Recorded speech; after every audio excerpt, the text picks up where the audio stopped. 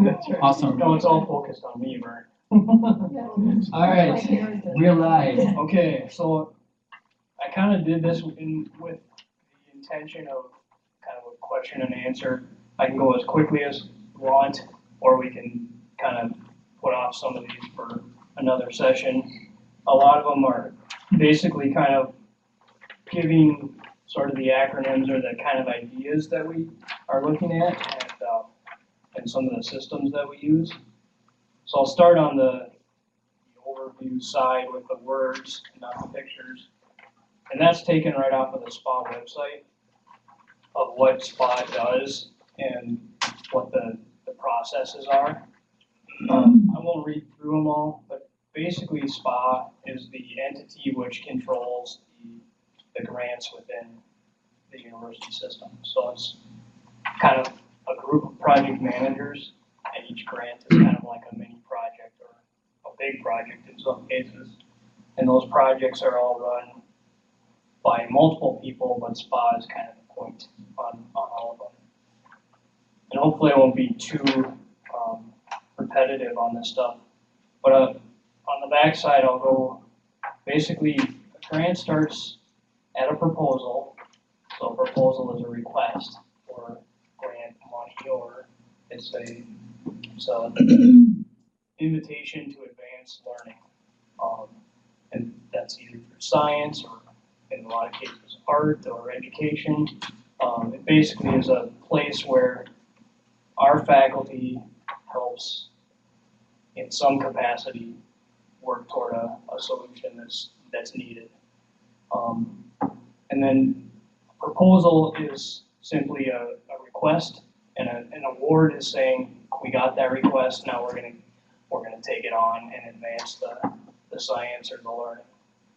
And then along with the awards, what I did on here is put multiple arrows because each award can have sub-awards, and those are places where we don't have maybe the expertise, or maybe somebody else has more knowledge of a certain aspect of an award, and so we kind of farm out or outsource the technology there, and that is done through sub-awards, and there can be multiple sub-awards for each award. So that's kind of the flow of what I put together here. Starting at the proposal level, what I kind of did is put together some of the systems that we use and tried to use as many of the acronyms that we put out there.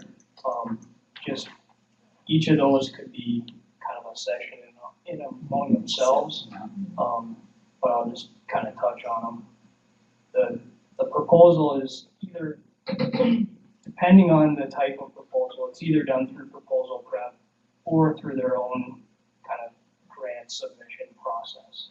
But everything does ultimately come through the PRF into SPA, and is sent out by SPA to the appropriate parties. In some cases, that's through grants.gov. In other cases, it's directly through the interested party that has the request for proposal.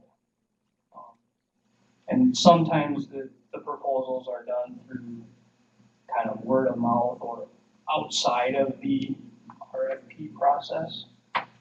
But typically, at least I think like 80% of our grants are done through federal money, and that's always done through a request for a proposal.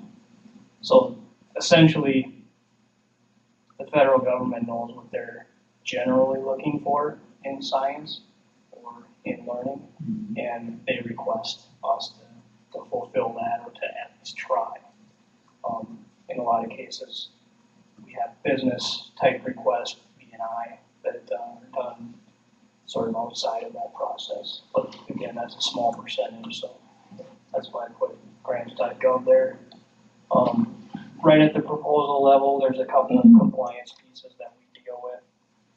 REPA, we used to deal with more. I think that's now done through RU. But that kind of legacy is us, and then protocol. And then also at the proposal level, there is subaward activity. If we know at a proposal that we're going to not fulfill the full science of the award, then we would also do the proposal of the subaward. And again, then that becomes extra management piece, and the compliance that I've listed in the subaward come into play at the proposal level as well. If the proposal is going to be awarded, then we get what we call a notice of grant award. And the notice of grant award is a document being signed by both parties, both the payee, whoever that would be, the award sponsor is what we call them, or and SPA. So both parties sign what is a notice of grant award, which is actually a legal document that says this is what we intend to fulfill, and then they say this is what we intend to accept. And so that usually is the PI that sponsors the award sponsor? the award sponsor is actually the federal government in the case of the National Institute of Health. Okay. Yep. Okay. Yep. So they're the ones who are going to give us money. Okay. And then the PI comes in typically as a interested party or a key individual. So the award is actually done between the Board of Regents here, which is represented by SPA, and the sponsor, which is the federal government or whoever wants to give us money. So it comes from them to us, then we hold it, and we just. Yeah, so yeah, and I kind of denoted that in collaborating entities down at the bottom. So the PI is kind of the project manager of the science piece or the learning piece, but there's also a number of other places that come into play on an award. The department head and the department administrator being a couple of them, the dean, certified approvers that approve certain expenditures on the awards, SFR, REL, vice president gets involved in some cases, training services, OVC. So it's because it's an award between actually the Board of Regents and the sponsor, it's basically involving the full of the university, it's not just an award between a PI, although they typically then handle all the science piece of the learning. Then I just noted there's another award process, which is a non-competing award process, which means that if we get an award, we can keep reapplying for that award. So we don't have to go through a full proposal process. And that's typically done through eSNAP, if you've heard that acronym before. USNAP? eSNAP. Yep, which is electronic streamlined non-competing award process. So it's basically like an extension? It's an extension, but it, in our world, is a new award. And then award components, there's subawards, which I noted earlier. UFRA is unfunded research agreement. That's typically a part of an award which has no cost associated, but it would be like things like the population center, if they want to get census data from throughout the history of Census Bureau, they'll do an UFRA so that they can use that and still publish whatever science they get out of it, even though they use the data. And that's also true. They want to use common or non-published but non-secret or non-confidential information, like on cancer research or anything like that.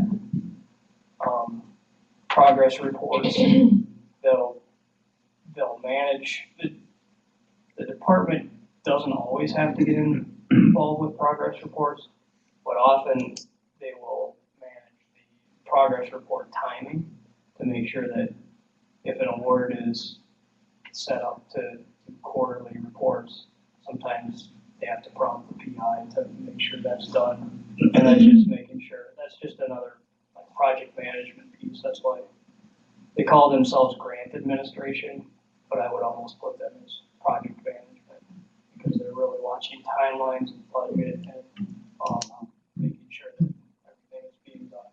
And that's a lot of our systems are helping them do that. So, and then publications and research reporting, again, pieces that are typically done by the PI, but oftentimes are prompted by us or by SPA. And then compliance, I noted eCert in there, but eProtocol and eCert are two that are basically just systems that make sure that we comply with the terms of the notice of grant. Can I ask a question? Yeah. Like, I know things like conflict of interest moved out of OVPR's jurisdiction a while ago, but does that still come into play? It does because while internally conflict of interest moved out to our local, external subawards often have or always have conflict of interest regulations, and that's part of how we assess the risk of a subaward. And so we still evaluate those individuals. So if we're going to send part of our research away, SPA still has to handle the involvement of evaluating and recording and keeping track of any risk that would be associated with those external individuals. And do they do that like ad hoc or through a system? It's Is it part of the subaward? It's part of the subaward group, and it's through right now paper. Okay. So they have a standardized form that they fill out, and they have to say whether they have conflicts, and if they do report that they have conflicts, then we send them to again Mario, Okay. John Green's group. We send them, and they handle only the actual conflicts, so the conflict management. Do they have to manage the compliance kinds of issues with subaward too? Say it's NIH to us to somebody else, and that was one of the things that I was hearing. Yep. So that was part of the subaward project. Used to be managed through Foxborough, and that's now managed in EFS. But that piece is one that we have to handle on a yearly basis, actually. So it's probably of the subaward components the highest the highest level of involvement that we have to become part of.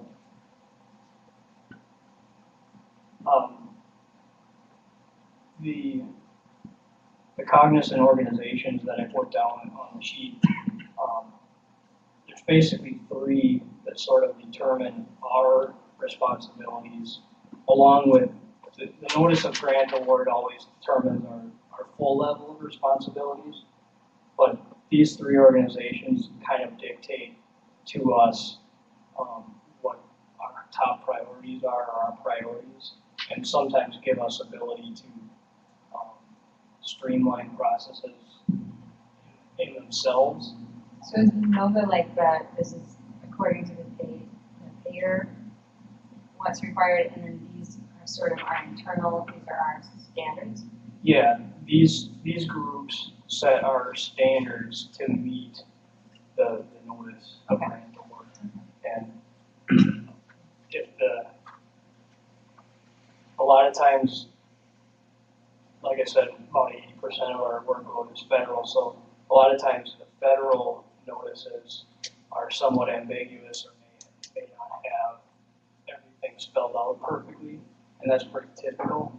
And so these three organizations work with that, and very similar to what we've been doing with the uniform guidance, they have committees that say, okay, this is how we're going to interpret the language, the legal language, and how we're going to kind of disseminated.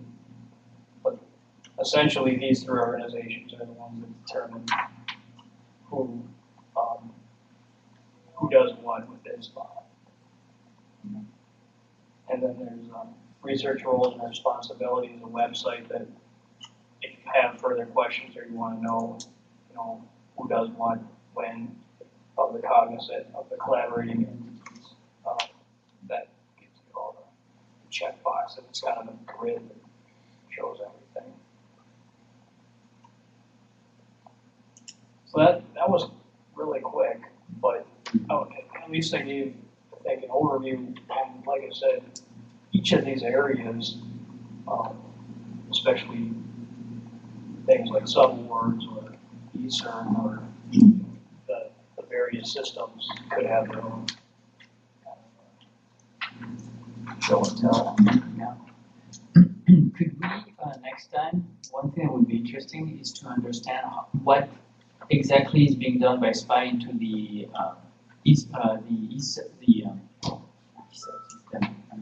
PeopleSoft system, the current contract, and what function specifically is done in there, as well as what the subaward, the development of subaward would look like at the end. What will it overall encompass? So not as long, but maybe focusing on those two things, just to see how those other systems are used by SPA. That's an area where you're heavily involved, for example, at this point in time. There's not our enterprise research system, but we're still putting a lot of effort, so I thought that could be helpful. Could we do that? Yeah, absolutely. Awesome. Yeah. Well, thanks a lot for putting all of this together. That's very nice. So it's very helpful, and it's a great meeting. Thanks, Matt. All right, 2:35. We have another 15 minutes to go.